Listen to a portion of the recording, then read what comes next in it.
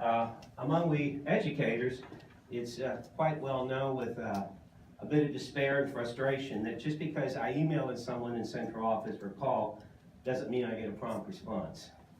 In fact, I've grown weary over the past year plus, on the number of complaints I receive about poor or slow communication from central office. This was very apparent with the first payroll problems that began fall of 2016. Many employees, for example, filled out the payroll form to address a particular payroll problem. Some did receive response, many received slow response, many didn't get any response, or when they called back. Problem continues. Let me give you an example. Tuesday the 23rd, myself, I emailed Ms. Gagliano, Ms. Hargrove, and copied Dr. Marzak about the failure to pay on December's paycheck for teachers who covered for subs who did not show. This compensation, we're grateful for, is of course now board policy. In the 2016-2017 school year, this compensation was paid in December 2016 and June 2017. Since we had never received any communication from Central Office and any change of payment dates, we could only assume that these would be the dates for this year as well too. Just a simple email from Central Office in December would have given employees the heads up and the information that we needed to expect this compensation and when. Okay? And that would have been fine with us. We received no such communication, nor did I receive any response from Central Office related to my email of January 23rd until today, January 29th. And it did inform me, very diplomatically, that the payments would be issued on the January 31st paycheck and again in June. And that's fine, but we needed to know that. We're not mad about that, but we need to know. In all my careers, music business, ministry, event planning, and teaching, complete and proper communication was and is highly valued. We knew in those jobs that you would be successful or survive if communication was poor or missing. We would hope it'd be the same for all of our central office employees, though I would note that many employees do respond quickly, and we appreciate that. So I have two suggestions here from teachers, MCEA, two suggestions for our administration, which are common principles and operational functions at institutions and corporations. And we fit into one of those categories as a school system or an institution. Please send out communication. We're not always informed on matters that relate to our employment and to our work. We should be. This isn't hard to do. In fact, time would be saved for all parties if communication was timely. We wouldn't have to place callbacks. We wouldn't be on hold. We wouldn't have to send an email. It would save a lot of time. It's a time saver. Second, if a person in central office can't respond right away, we understand. There are a lot of emails. However, courtesy dictates that one respond with such phrases as, "Let me find out," or "I will get back with you," or "I have forwarded your concern to the correct person." That is standard business protocol. We expect no less from our central office. I know on our end, we as educators are expected to provide rather quick responses to our principals and to central office emails and calls. We would like to see this as consistent behavior in our central office as well. We have been caught in a revolving door of chaos and change for almost 3 years. Numerous programs and policies have been mandated in quick succession without what we feel is sufficient training or practice time for the teachers.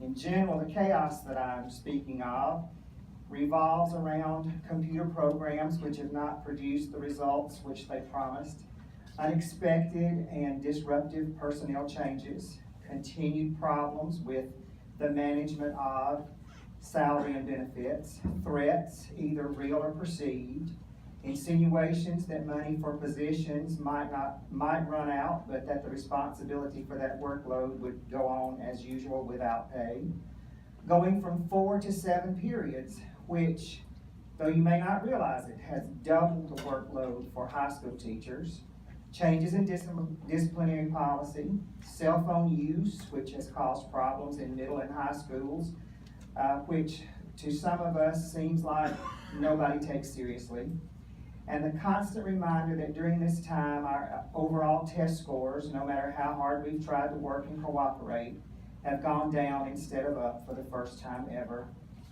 Furthermore, the constant reminder of college and career readiness professed over and over again, while our policies of endless retakes and badgering people who are almost grown to please do their work and please live up to their responsibility prepares them for neither college nor career.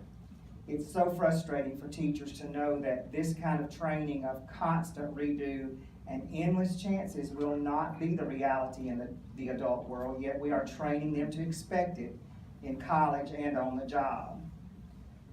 You have no idea the calls and personal conversations that have begun to take place this year relative to teachers seeking positions in other school systems, or worse yet, planning to leave our profession entirely.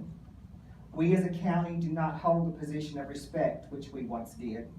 Teachers in other counties do not look to us as a desirable place to work, as has been the case in the past. Those of us who are not planning a career change honestly fear a shortage of teachers in the next year to 3 years.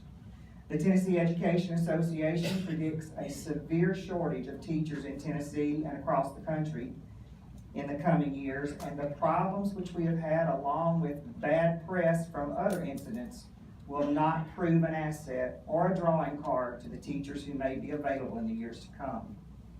No teacher in this county has implied an unwillingness to work or an inability to cooperate with whatever is asked of us. That's not the case at all. What we are asking is that the previously unprovided space and time to absorb the tremendous number of new requirements which have been thrust upon us and our students as a result of a shift from research-based education to theory-based education be allowed. We haven't brought these things to your attention out of any kind of ill will or malice toward anyone. We are trying to bring this as an authentic concern which we see as vital to the morale and the future of Maury County Public Schools.